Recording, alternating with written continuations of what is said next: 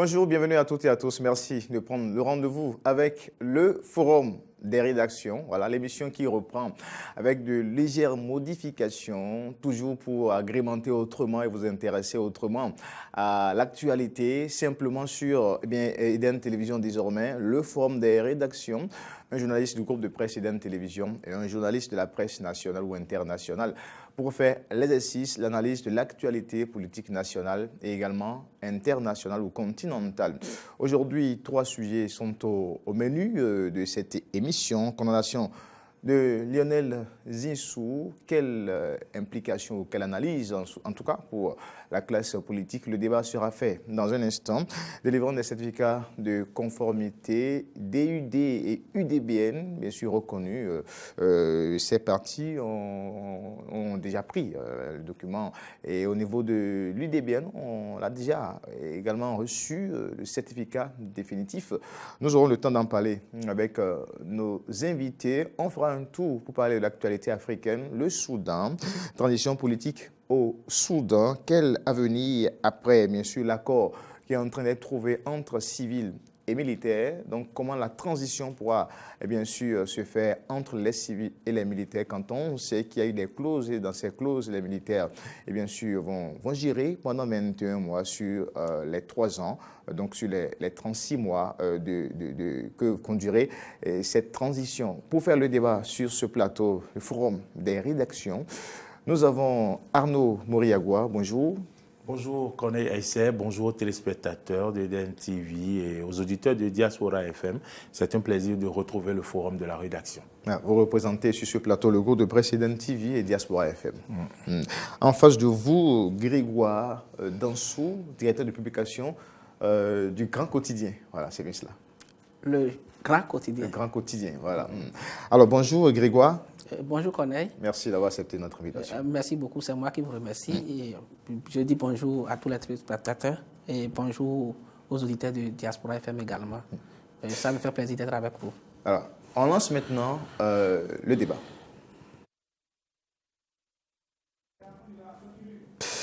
Le sujet, le tout premier sujet, bien sûr, Lionel Zinsou, ancien premier ministre, candidat malheureux aux dernières élections des présidentielles face à Patrice Talon au second tour. L'élection remportée, bien sûr, par Patrice Talon.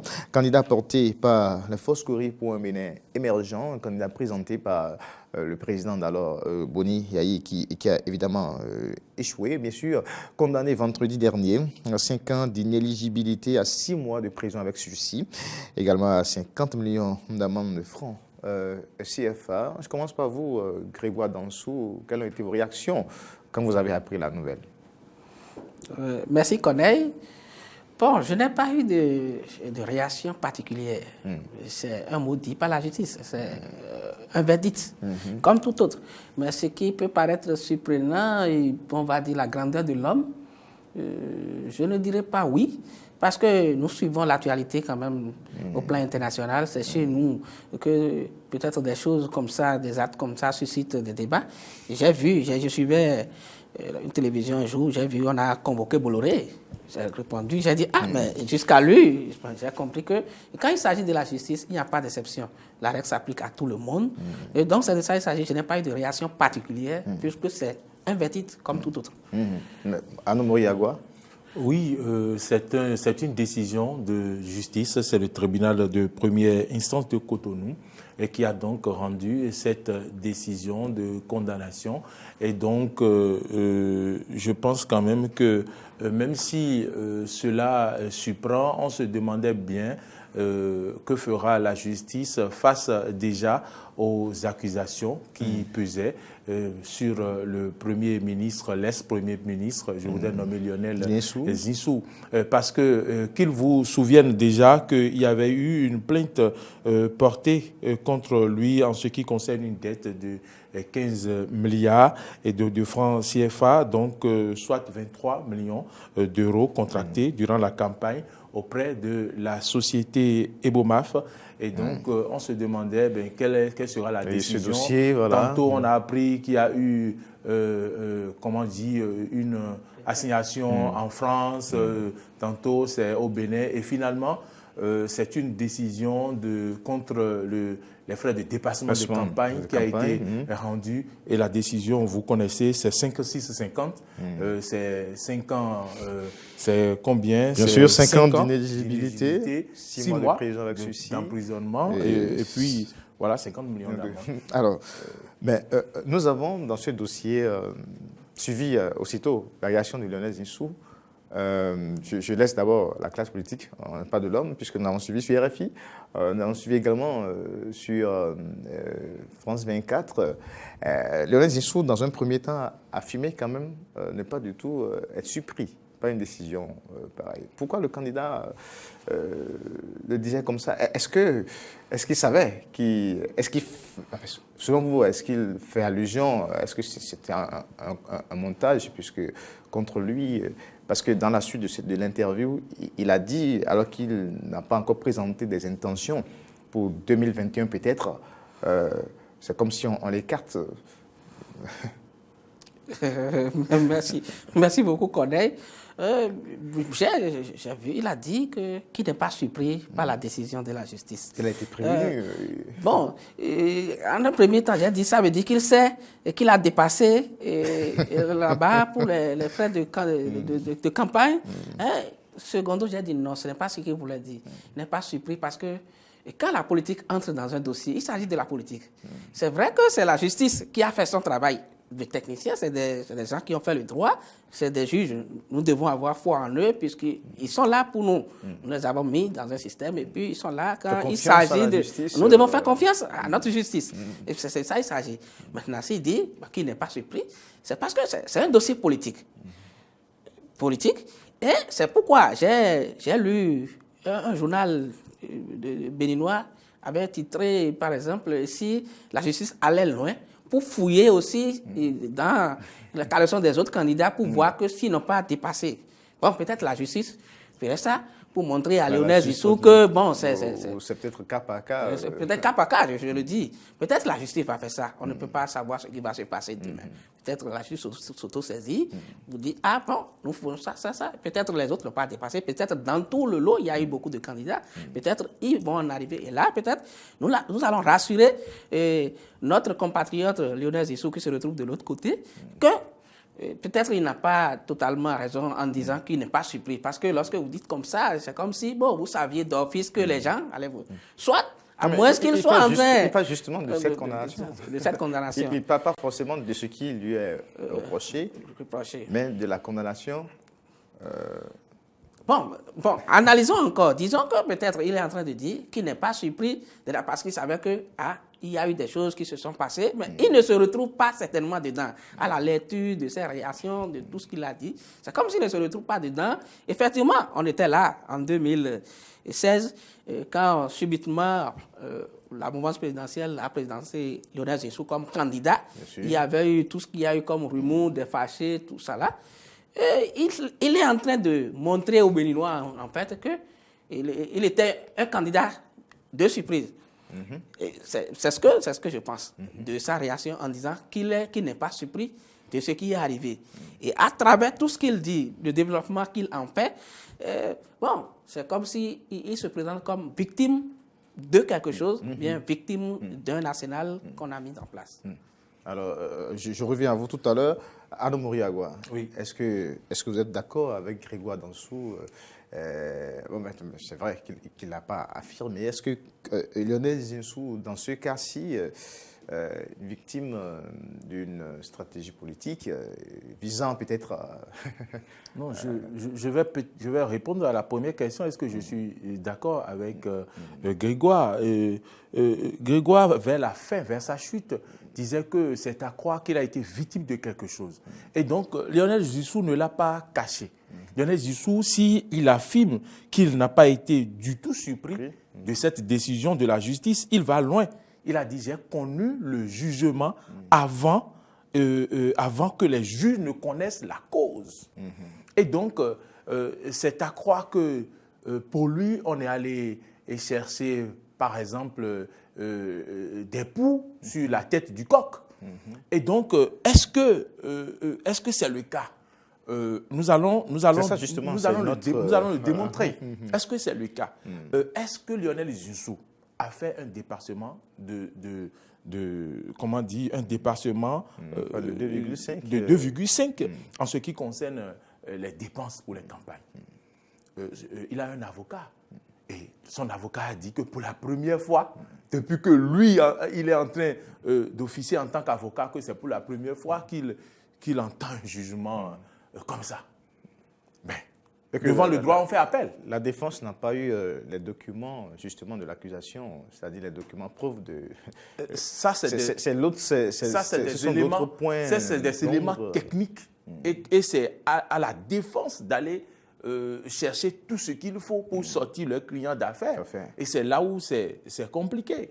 Et donc, je pense quand même que c'est pourquoi ils ont prévu un appel. Un appel, c'est dans les 15 jours qui suivent. Donc, je pense que les avocats ont le droit donc de faire appel et de chercher, d'utiliser les arguments possibles pour sortir les clients. Donc, pour continuer, c'est pour dire que Lionel Zinsou, en termes clairs, pense que c'est une décision pour peut-être l'écarter politiquement, puisque plus loin, il a également dire qu'il a été surpris que les libertés publiques et les droits humains disparaissent aussi très vite, et donc qu'il compte quand même sur le jugement des citoyens et la clarté aveuglante de leurs réactions. Et je pense quand même que en ce qui concerne cette décision, Lionel Zinsou, jusqu'à preuve de contraire, n'a pas encore affirmé qu'il sera candidat en 2021. Tout à fait. Donc, par conséquent, nous ne pouvons pas, de ce fait, mettre cette décision sur le coup du fait qu'on voudrait l'écarter. On a fait le rapport. On ne savait pas qui serait qui serait candidat aux élections de 2016. Jusqu'à maintenant. De 2016, on ne le savait pas. On l'a fait venir en tant que Premier ministre du gouvernement Yahi. Et puis, alors que dans le microcosme du gouvernement, il y avait quand même des gens qui pouvaient être candidats. Mais finalement, il a été candidat et vous connaissez la suite, les débats face à face et autres. Et donc, finalement, voici le jugement rendu. Et s'il n'a pas encore dit qu'il sera candidat en 2021, il faut dire quand même que peut-être la justice l'a devancé. Mais c'est vrai que pour l'élection de 2021, on n'a pas encore de candidat déclaré de façon... en fait, et puis, en dehors peut-être de l'occupant actuel des lieux qui a dit qu'il allait aviser, je crois quand même que... Donc, on évite justement ces types de considérations. Mais quand aujourd'hui... On voit un peu l'actualité politique, on suit un peu avec les réformes, quand on voit un peu la crise née de l'exclusion, qu'on le veuille ou pas, de certains partis, je ne dirais pas forcément des partis d'opposition, lors des législatives qui a plongé le pays dans tout ce que nous avons vécu et tout, avec maintenant cette décision de la justice. Est-ce que les Béninois ne seront pas tentés de croire peut-être que...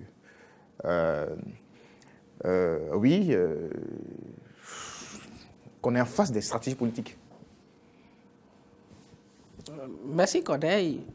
Je pense qu'on peut tenter de le dire. Parce qu'on est en face d'un compétiteur né aussi. Compétiteur né. Et moi, je ne dirais pas compétiteur né, mais nous avons en place, si vous l'observez bien, un système cohérent. Oui.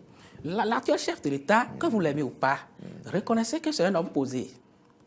Et quand des gens comme ça, qui sont stratèges, je ne dirais pas malins, ça va sembler un peu à de l'injure, mais c'est quelqu'un qui est bien, il est normal, il est logique que ceux qui me suivent et qui ne sont pas forcément... La cohérence, vous...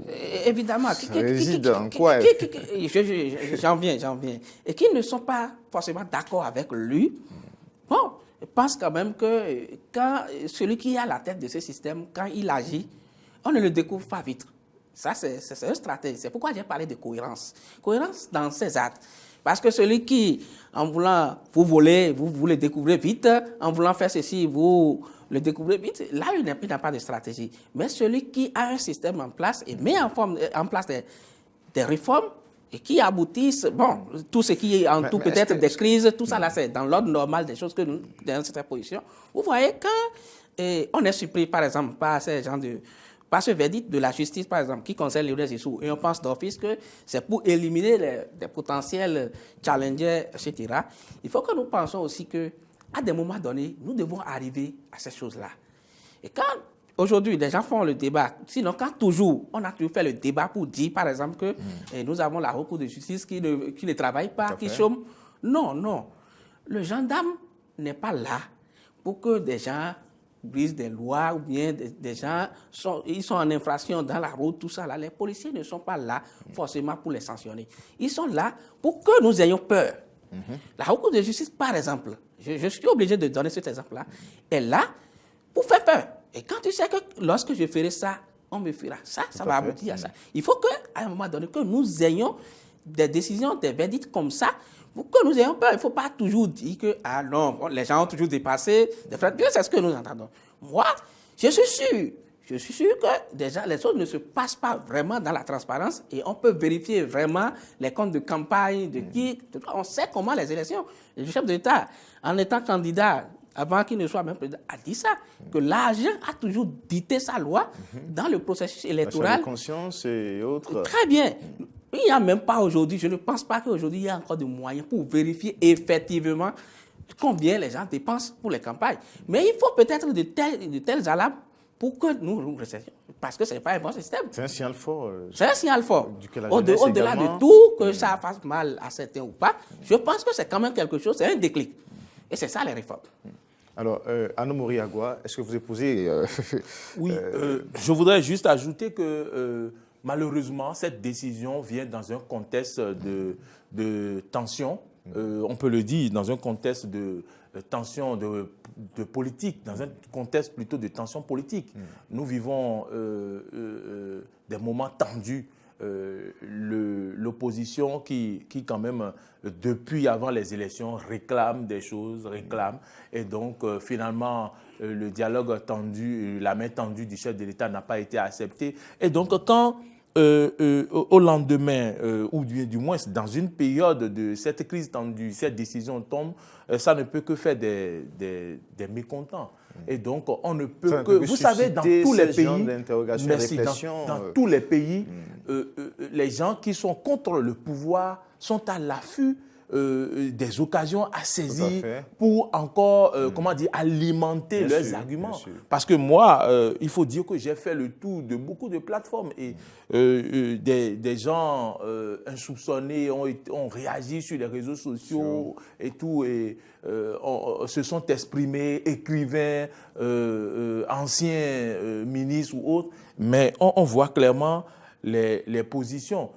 C'est normal qu'aujourd'hui, quand on a vu comment les choses se sont passées en ce qui concerne le certificat, le récépissé, les récépissés, je sais qu'on y reviendra, mais l'on se dit, est-ce que quelle stratégie encore le gouvernement est en train de mettre en place?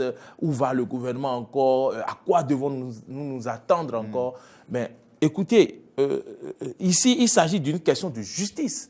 Quand on parle de Lionel Zinsou, tous les moyens existent pour aller défendre son client, pour le sortir d'affaires ou pour prouver le contraire de ce qu'on reproche, comme l'a dit et Grégoire. Ce n'est pas d'aujourd'hui que date ce qu'on appelle... Il ne faut pas politiser une affaire de justice, c'est bien cela. Il faut oui, c'est cela. C'est cela. De droit, de justice. C'est cela. Si on vous condamne, d'accord, pour un dépassement de budget par rapport à ce qui a été prévu pour les campagnes, vous démontrez que ce n'était pas le cas et vous apportez les preuves. C'est ce que je pense. Donc, je pense que si le moment ne s'y prête pas, si la tension politique amène quand même à mettre tout ce qui se passe sur le dos de la mauvaise foi ou autre, quand même nous devons avoir le courage de voir en face que c'est un début du commencement et que sur ces questions-là où le gouvernement a commencé par régler des problèmes concernant des choses sur lesquelles tout le monde se taisait, nous devons alors prendre position et attendre alors le gouvernement pour sur d'autres situations à venir, parce qu'il y aura d'autres élections. Peut-être c'est le moment aussi d'être à l'affût pour voir, mais est-ce que quelqu'un d'autre fera des dépassements et le gouvernement va se taire là-dessus? Et donc, je pense que la sonnette d'alarme, le gouvernement a tiré la sonnette d'alarme, et donc, c'est le début du commencement de cette lutte-là, implacable contre le dépassement des budgets fixés en ce qui concerne la campagne présidentielle ou autre campagne. Alors, je nous invite encore à faire des réflexions à propos d'une seconde affirmation ou déclaration de Lionel Zinsou que j'ai pu quand même retenir dans tout ce qu'il a de sa réaction. Moi, je considère qu'une condamnation de ce type est un symptôme d'une crise qui est profonde. À propos de Lionel Zinsou, il dit qu'il considère que cette condamnation, une condamnation de ce type, est un symptôme d'une crise profonde. Il fait allusion à quoi concrètement, Grégoire Danso? Est-ce qu'il revient sur la crise politique actuelle ou il parle de la gestion du pouvoir actuel ou à quoi il fait allusion? Il dit une crise profonde. Merci, Corneille. Parce qu'il y a la crise politique, mais aussi, il y a la gestion, le régime actuel. Selon la foi chrétienne, Jésus devrait mourir, il devrait être massacré. Vous savez que la religion et la politique ne font pas bon ménage. Il devrait être massacré pour que le peuple trouve le salut. Mais la Bible a dit malheur à celui par qui cela va passer. Bien sûr. Bon. Et Lionel Zinsou est en train de vivre une situation. Peut-être l'intention, parce que l'action publique, c'est ça. La gouvernance, c'est aussi ça. Et la politique, c'est des règles. C'est un jeu qui a des règles. Au-delà de tout, nous avons affaire à une affaire politique. Une affaire, que ce soit économique ou pas, mais lorsque ça implique des acteurs politiques, on y voit tout de suite la politique. Il a dit symptôme d'une crise profonde. Je ne dirais pas qu'il fait forcément allusion à la crise qui est née des élections. Je ne dirais pas ça. Il voit loin. Il voit loin. Parce que lorsque vous êtes acteur politique et vous parlez d'un peuple que vous avez aspiré à diriger une fois, c'est un peuple d'une manière ou d'une autre, que vous soyez un peu loin ou bien proche, vous maîtrisez certaines choses et vous maîtrisez les acteurs. Tout ce que nous avons eu comme crise, peut-être c'était prévisible. On ne pouvait pas opérer ces réformes sans passer par ces étapes-là. Les réformes qu'on a opérées, pas d'omelette sans casser des œufs. Donc, et en plus, c'est des réformes politiques. Et nous savons que dans tout système, c'est les hommes politiques les plus vicieux. Les individus les plus vicieux, c'est ceux qui font de la politique. C'est-à-dire, comme c'est des gens, comme on le dit, qui sont prêts à tout. Et c'est ce que nous avons vécu. Si Lionel Zinsou affirme, donne à ce genre de mots, c'est qu'il a certainement regardé le passé, il a vu l'impasse actuelle et il a jeté un coup d'œil dans ce qui pourrait arriver. Le futur, c'est ce que je suis en train de comprendre par là. Donc, Anomori Agua. Oui, j'ai un ami qui dit souvent que quand quelqu'un vous cherche, faites comme si vous ne savez pas que cette personne vous cherche. Attendez au moment où la personne va vouloir vous atteindre. Ça veut dire que vous êtes sur vos gardes. Au moment où il va vouloir vous atteindre comme ça, vous vous retournez, vous l'attrapez, vous dites oui. Lui-même, il est surpris de vous voir déjà à l'affût avant son arrivée. L'ex-ministre, le Premier ministre parle de crise profonde. Et lorsque j'apporte ces propos à côté de ce qu'affirme son avocat, je voudrais nommer Maître Robert Dossou, il dit que lorsque l'on accuse une personne, il faut apporter les preuves. Et donc, il estime dans son affirmation, il estime bien sûr que lorsque l'on condamne quelqu'un pour faux, la moindre des choses est de produire un document supposément faux. Alors, lorsque vous savez ça, d'accord, vous attendez que les autres produisent un document, le ministère public produise un document supposément faux. Si ce n'est pas le cas, vous produisez un document supposément vrai. Selon moi, sortez les preuves de ce que rien, qu'il n'y a rien de cela qui s'est produit. Et donc, on ne va pas attendre que les autres apportent la preuve de leur culpabilité, mais si ce n'est pas fait et qu'on estime que comment on a appelé ça, que c'est une stratégie politique, hein, non, alors qu'il s'agit du droit. Le document supposément vrai dont vous parlez aussi, il faut forcément avoir l'accusation. C'est-à-dire, c'est ce qui matérialise l'accusation d'abord. C'est plus à partir de ça qu'il faut préparer la défense. Voilà que ce document, ils n'ont pas pu avoir ces pièces-là. C'est ça, justement. Oui. C'est un peu compliqué. Bon, c'est peut-être technique, nous, on n'est pas les hommes du droit, mais, nous, on apporte notre compréhension des faits. Si vous m'accusez du faux, si vous m'accusez du faux, je pense que ça doit être possible en droit, sauf si Grégoire Bapote me dit le contraire. Si vous m'accusez du faux, je peux apporter des preuves que je ne fais pas du faux avec vous. Donc, des preuves qui peuvent me blanchir, d'accord, qui peuvent montrer ma bonne foi, qui peuvent montrer que ce dont vous m'accusez ne l'est pas. Et donc, c'est ce que je dis. Je ne vais pas attendre que vous m'apportez les preuves de ce que j'ai fait du faux. Ou bien, je ne sais pas si vous... Mais au-delà de ces considérations, c'est vrai que la partie, Lionel Zinsou et ses avocats ont fait appel, mais au-delà de ça, quand ils parlent de crise profonde, est-ce qu'ils parlent, par exemple, de l'état de la démocratie Oui, mais évidemment. Vous voyez, vous savez qu'aujourd'hui, qu'on ne veut pas, les institutions fonctionnent. Nous avons le Parlement à 27%, Parlement contesté, 22%, puis à 27% sur la Cour constitutionnelle, avec les deux blocs. Est-ce qu'ils ne parlent peut-être pas de ces éléments-là?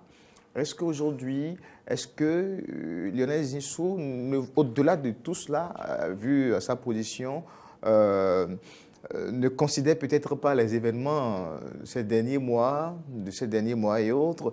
Est-ce que c'est peut-être pas de cela qu'il parle? Bon, peut-être. Et comme je l'avais dit, il est désormais un acteur politique béninois. Il peut faire des analyses qui peuvent être vraies, comme fausses. Il y a eu tout ce qu'il y a eu comme crise avant même les élections législatives. Après les élections législatives, il y a eu crise. Que ce soit le président de la République, que ce soit le président de l'Assemblée nationale, dans son discours d'investiture, il a dit, il a reconnu qu'il y a eu des problèmes, il est revenu sur ça. Mais à un moment donné, et face à l'intérêt du grand nombre, et on a dit taux de participation 27%, peut-être, mais le grand nombre, dans ce cas, l'intérêt du grand nombre, dans ce cas, c'est la paix.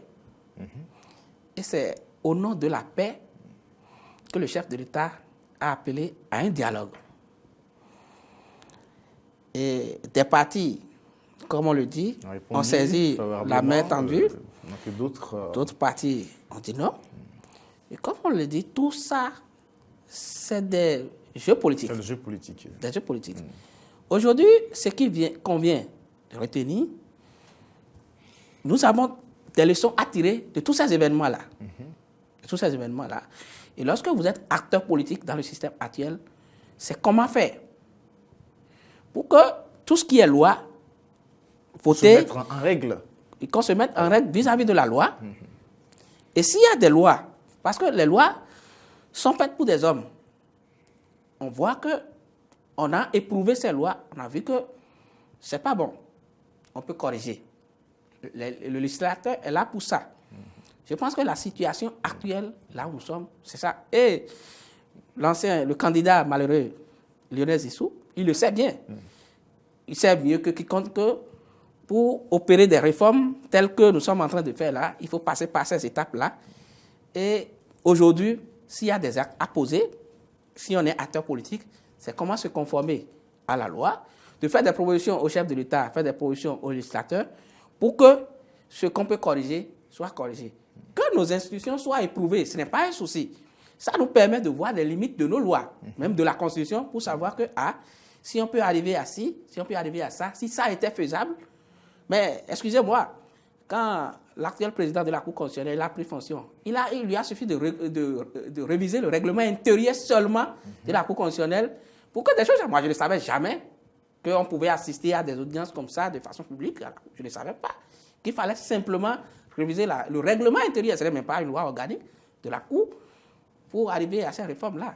Donc il faut que nous éprouvons nos institutions, que la justice soit éprouvée et qu'à la limite, et que nous voyons, que nous constatons les limites, les failles de notre système et que sur la base de ça, nous évoluons. D'accord. Anne Moriagua, si les choses restent en état, et que même après l'appel, et que la décision soit de façon vraiment prise, de façon définitive par rapport à cette sanction, cette décision de la justice vis-à-vis de Lionel Zinsou. Alors, qu'est-ce qui pourrait se passer d'ici quelques mois? Qu'est-ce qui pourrait se passer d'ici quelques mois? Enfin, c'est juste... Non, je commence par Anne Moriagua. D'accord. Qu'est-ce qui pourrait se passer d'ici quelques mois? D'ici quelques mois, ce que l'on appelle, parce que je repose la question. Hein, vous savez, aujourd'hui, voilà, Lionel Zinsou condamné 5 ans d'inéligibilité. Donc, si les choses restent en état, c'est qu'en 2021, il ne pourra pas être... C'est vrai qu'il n'a pas dit qu'il veut être candidat ou pas. Il s'est remis beaucoup plus son manteau d'homme d'affaires de l'autre côté. Alors, on sait que quand nous prenons aujourd'hui l'opposition, qui pour moi n'existe pratiquement plus, parce que si ces partis ne sont pas reconnus officiellement, selon la nouvelle charte et autres, c'est que ces partis n'existent pas. Si ces partis n'existent pas, ils ne pourront pas en ce moment-là exercer ou animer la vie politique et autres. Oui. Alors, tous ceux que nous connaissons dans ces rangs-là, comme celui qui a déclaré la dernière fois que son soleil est en train de se lever, vous vous rappelez bien les propos de... Je ne vais pas préciser le nom de quelqu'un ici. Il y a tout... Donc, il y a quand même de potentiels candidats dans cette frange-là de l'opposition.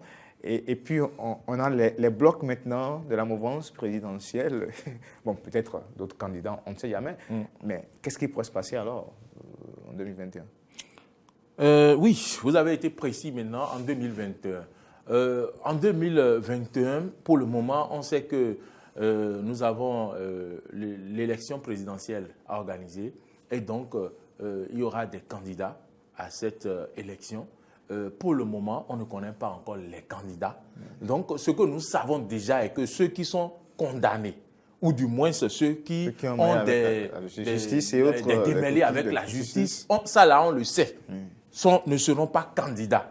Donc, on peut en citer 1, 2, 3, 4, 5, par exemple. Alors est-ce que...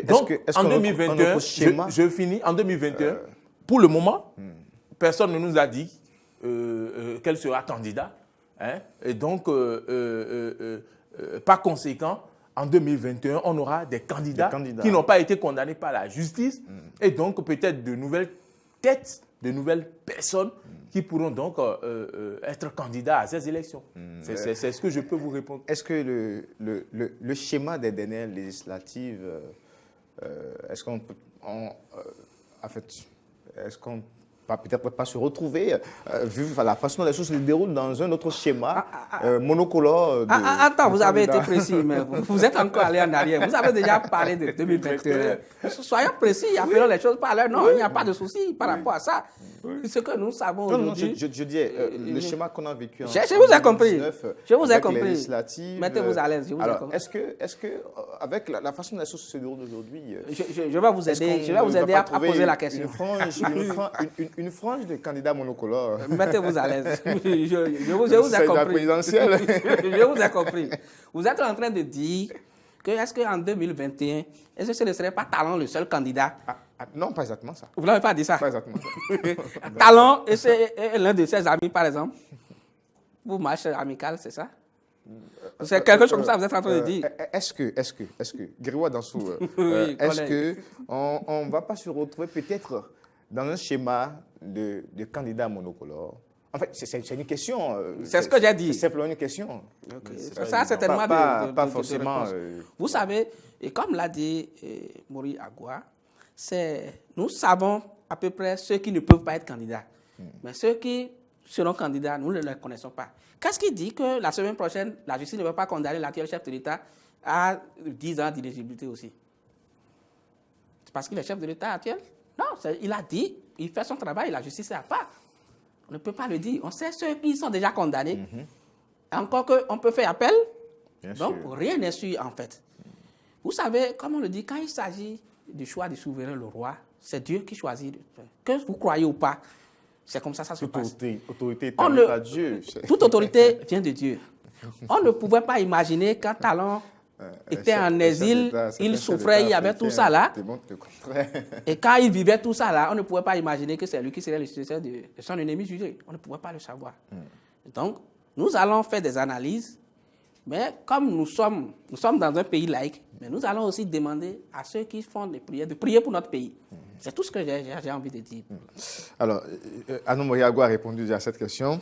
On va passer au second sujet, toujours politique. Vous savez très bien, quand on parle des certificats de conformité, l'UDBN, Union démocratique pour un Bénin nouveau, de la présidente Claudine Afiaï-Prudencio, donc a eu son récépissé définitif, c'est-à-dire le certificat définitif. DID, on ne sait pas encore s'ils l'ont reçu, récépissé définitif, mais la délivrance du certificat de conformité, ces deux parties ont été sorties du lot après donc la rencontre avec le chef de l'État, la classe politique du chef de l'État le 15 juillet, et puis la rencontre avec le ministre de l'Intérieur. Ces deux parties ont pu quand même sortir du lot, ont quand même apporté, se sont conformés par rapport aux nouvelles exigences et autres à Anou Mori Agua. Oui. C'est quand même des débuts de solutions à la crise actuelle, parce qu'on sait que tout est parti de cela. Oui, ce n'était pas du tout donné. Ce n'était pas du tout donné, vu quand même qu'il y a eu des gens qui soutenaient le parti au pouvoir, ou du moins qui soutenaient le président de la République, mais qui se sont bien vus à la touche parce qu'ils ne se sont pas conformés, comme l'expression le disait. Et donc, finalement, ces personnes-là ont pris leur mal en patience. Et vous savez, tout ce qui a suivi, par exemple, la présidente de l'UDBN a été la première personne à appeler à la paix, à apaiser la population, à quand même ne pas se rebeller. Et donc, finalement, le chef de l'État a décidé de rencontrer les partis politiques. Et vous le savez, le nombre de points de presse qu'il y a eu de la part de l'opposition, ce n'est pas à moi de vous le rappeler. Et on a parlé de résistance et tout, mais malgré cela, cette main tendue-là, cette table autour de laquelle le chef de l'État devrait rencontrer tous les partis, le parti Restaurer l'Espoir n'a pas répondu présent à cet appel. Et donc, finalement, les autres partis, au nombre de 10, je pense, si j'ai bonne mémoire, ou 11, qui ont répondu à l'appel du chef de l'État, ils ont établi un chronogramme où ces responsables de partis devraient rencontrer le ministre de l'Intérieur, au ministère de l'Intérieur, ce qui a été fait. Et donc, des conditions ont été établies. Entre autres conditions, ceux qui ont été condamnés par la justice et qui font partie des ténors de certains partis politiques doivent être estipés, c'est ça, de ces partis-là. Est-ce que c'est forcément condamné ou ceux qui ont... Bon, en tout cas, ceux qui ont des démêlés, je vais dire, pas condamnés, ceux qui ont des démêlés avec la justice.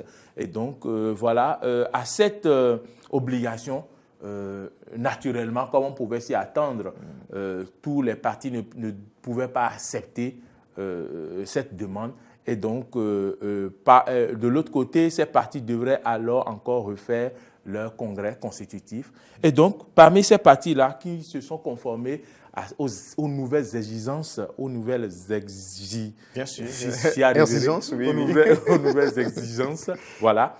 Donc, ces partis-là ont entrepris cette démarche-là pour aller vers l'obtention du certificat de conformité. Et la semaine dernière, on a appris l'obtention du certificat provisoire par le DID et maintenant l'UDBN, ces deux parties-là. Quelles sont les parties encore qui sont en lice?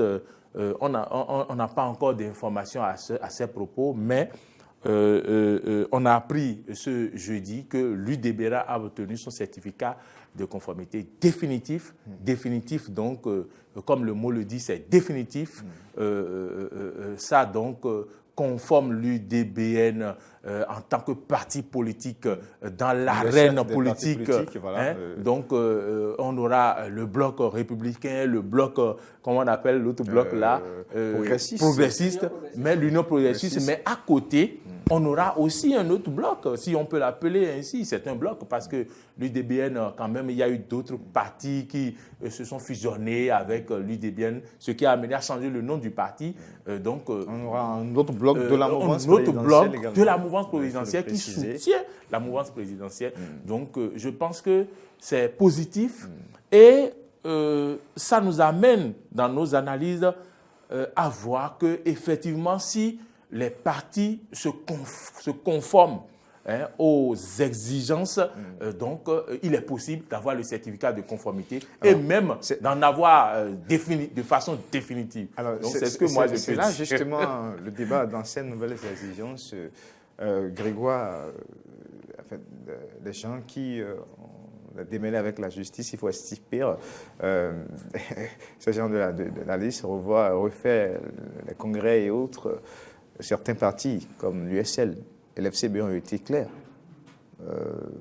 Ces partis, qu'on ne veut pas, sont en train de rejeter ces nouvelles exigences. Alors, ça voudra dire que la résolution, les problèmes, les solutions à la crise deviendront un peu plus compliquées maintenant à trouver, malgré la main tendue du chef de l'État et le discours et le dialogue national que le chef de l'État a promis quand même engager très bientôt. Est-ce que ces partis ne vont pas commettre encore une deuxième fois l'erreur peut-être de ce que vous savez on se serait retrouvé dans une situation que nous avions déjà évoquée au cours de ce débat tout à l'heure. Alors, dites-nous par rapport à ces nouvelles exigences-là. Merci beaucoup, Corneille. Moi, et surtout la réaction de ces deux partis. Je n'appelle pas ça forcément erreur de ces partis-là. Ces partis se sont retrouvés effectivement dans une situation défavorable à leur fonctionnement, mais je n'appelle pas ça forcément leur erreur. Il s'agit des conséquences d'une mutation profonde qu'on a voulu faire en un temps record. Ils ont été victimes de ça. Et ces partis ont argumenté à la faveur des conférences de presse, des points de presse, des sorties médiatiques qu'ils ne pourront pas se conformer, non pas aux exigences de la loi, mais aux injonctions du ministre de l'Intérieur. C'est comme ça qu'ils ont appelé ça. Et la loi, certainement, ne sera pas précise sur ça. C'est là que, oui, il faut faire appel non seulement à l'esprit de la loi, non seulement aux lettres de la loi, mais surtout à l'esprit de la loi dans ce cas. Ils ont parlé des condamnés. Dans l'autre débat, le débat qu'on avait fait avant d'arriver, on a oublié quelque chose, peut-être quelque chose que je voulais dire, que j'ai oublié, et dans les conditions, quand on parlait d'élimination des potentiels candidats, qu'on n'a pas parlé de l'arrêté. Justement, le ministre signé par les deux ministres, le ministre de la Justice pour exclure certains qui ne doivent plus obtenir des pièces de l'autorité, ils ont appelé ça ainsi, certificat de résidence, attestation, tout ça là. C'est apparemment les mêmes choses qu'on est en train de voir. Et quand on leur a dit, il y a des gens qui sont recherchés par la justice, des gens qui sont condamnés, enlevez-les. Bon, on peut en un premier temps dire que les dossiers sont déposés il y a très longtemps, avant même que ces trucs ne soient prononcés et qu'on sorte. Dans leur débat, ils peuvent dire, nous avons déjà un processus en cours depuis, et ils ont fait leur congrès depuis. Du moment où, moi, c'est mon analyse personnelle, peut-être ceux qui sont spécialistes du droit peuvent se prononcer sur ça de façon objective. Eux, ils sont des techniciens. Et là, le débat peut être fait. Et des gens, ils ont fait des congrès. Les congrès induisent des coûts. Ils peuvent dire que dans notre fonctionnement, nous avons déjà fait un congrès, nous avons mis des gens. En son temps, c'était des gens, ce n'étaient pas des gens recherchés, ce n'étaient pas des gens condamnés. Mais il y a eu un processus et ça n'a pas abouti. Peut-être il y a des erreurs, qu'on appelle des erreurs mineures, bien des erreurs majeures, et qui ont fait que... Les erreurs mineures. qui ont fait que les dossiers n'ont pas été validés pour qu'ils obtiennent le certificat de conformité ou pas. Maintenant, et quand on parle de dialogue, c'est de ça il s'agit.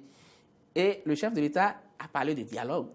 Je pense qu'on doit écouter cette partie, spécialement à qui on est en train de dire tout ça là, pour que le débat soit fait dans un bref délai. Effectivement, que le débat soit sérieux, soit technique. Parce que dans quelques mois, dans il y a quelques les mois, élections locales, municipales et autres. Les élections locales. Il faut que le débat soit fait et que ce soit clair dans la tête des gens. Sinon, nous sommes en train de refuser quelque chose. Et vraiment, c'est dans ça que nous évoluons toujours. Et s'il y a eu crise, s'il y a eu des morts, après les élections législatives, c'est à cause de toujours ces mécontentements-là. Nous prions beaucoup les acteurs politiques, que chacun se situe dans son rôle et que le débat soit fait, qu'on parle vraiment du droit. Et le quoi que déjà dans le système de réforme là, c'est que le certificat de conformité en question ou bien le récépissé soit délivré et pas une autorité politique. Mais en son temps, la classe politique, ils l'ont voté ainsi. Ils l'ont voté évidemment. ainsi, évidemment. Donc, vous savez, quand il s'agit des politiciens, c'est comme ça se passe. On ferme les yeux et puis on le fait et après on constate qu'il y a des problèmes. Bon, alors, ils n'ont qu'à... on espère quand même que de part et d'autre, que ce soit au niveau de FCBE, de l'USL et des autres partis, en fait, on finira par trouver un terrain d'entente pour que le pays sorte de cette crise politique-là, qu'on le veuille ou pas, qui a fait des dégâts. Voilà. On va passer rapidement au tout dernier sujet. Quelques minutes, on fait un tour sur le continent au Soudan. Après El-Béchir destitué depuis avril, le pays a basculé dans une certaine instabilité avec beaucoup de mouvements réprimés de façon sanglante et autres.